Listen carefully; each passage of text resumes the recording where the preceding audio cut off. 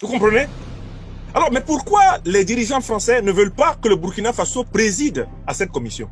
Parce que le Burkina Faso va impulser des décisions conduisant vers l'émancipation monétaire ouest-africaine. Quelles sont les décisions que le Burkina Faso, sous le magistère du capitaine président Ibrahim Traoré, s'apprêtait à défendre et va défendre, tout comme le Mali, du général d'armée Assimi Goïta ou le Niger, du général d'armée Abdourahmane Tiani. Écoutez bien les décisions inévitables qu'ils doivent défendre. Premièrement, parachever le rapatriement de toutes les devises des pays ouest-africains qui séjournent encore dans les caisses de la Banque de France.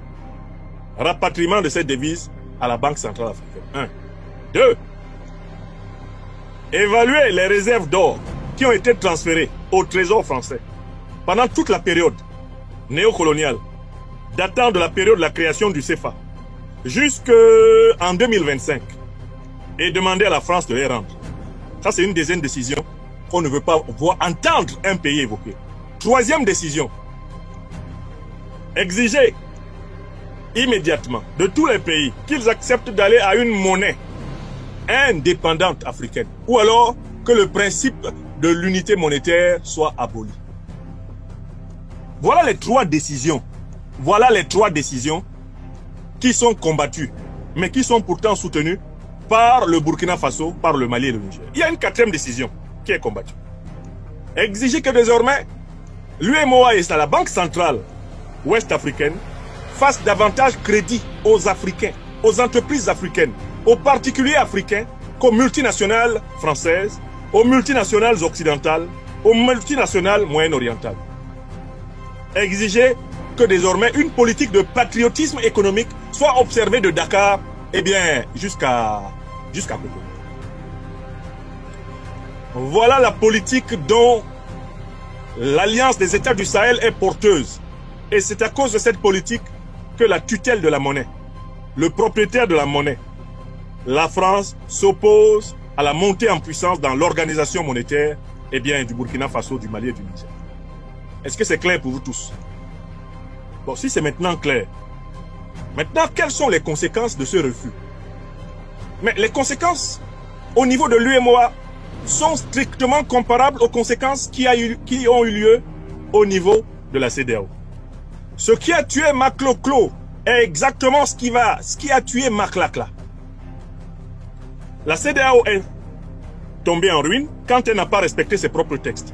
Quand elle a piétiné ses propres textes pour faire les 4 volontés du néocolonialisme français et de l'impérialisme occidental contre le Mali, contre le Burkina Faso et le Niger. Voilà comment la CEDEAO est morte. L'UEMOA va mourir de la même mort. À partir du moment où l'UEMOA ne respecte pas ses propres textes, le Mali, le Burkina Faso et le Niger commencent à avoir des raisons suffisantes de ne plus se sentir liés à des engagements unilatéraux à cette organisation. Alors pourquoi le néocolon français et ses alliés ouest-africains provoquent-ils la crise maintenant? Ils provoquent la crise maintenant parce qu'ils savent que le Mali, le Burkina Faso et le Niger sont en train de se préparer à créer leur monnaie, le Sahel.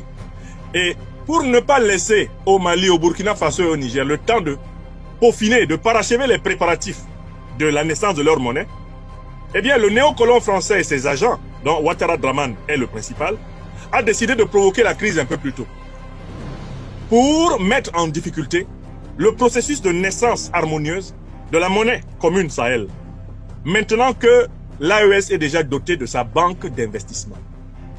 Est-ce que vous avez compris? C'est ce que je devais vous expliquer ce soir. Il n'y a pas beaucoup, c'est pas très compliqué à comprendre. Alassane Ouattara a été chargé de provoquer la crise avec l'AES pour que l'AES soit perturbée dans son calendrier de sortie de sa monnaie. En provoquant la crise maintenant, on espère pouvoir précipiter une crise financière dans l'AES. Par exemple, l'UEMOA est instrumentalisé par les néocolons français pour provoquer une crise de trésorerie et tenter d'empêcher le paiement des salaires. Le président Abdourahmane Tiani, lors de la conférence interprésidentielle avec ses homologues maliens et burkinabés, l'a évoqué ouvertement. Allez réécouter la conférence qu'ils ont tenue et les discours qu'ils ont tenus lors de cette conférence qui a été tenue à travers la méthode de vidéoconférence. Le président Tiani a dit On voit très bien pourquoi on nous crée des ennuis.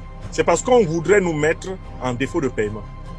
On voudrait créer des crises salariales au Niger, au Burkina Faso et au Mali, espérant que ces crises vont provoquer des remous sociaux, que ces remous sociaux vont provoquer une révolte populaire et que cette révolte populaire va faire tomber les régimes révolutionnaires panafricanistes qui ont délogé l'armée néocoloniale française, qui sont en train de déloger les entreprises multinationales néocoloniales françaises et qui sont à l'origine du regain d'énergie souverainiste dans le continent. Est-ce que vous comprenez? Vous devez donc comprendre qu'il s'agit d'une bataille tactique et stratégique de très haut niveau.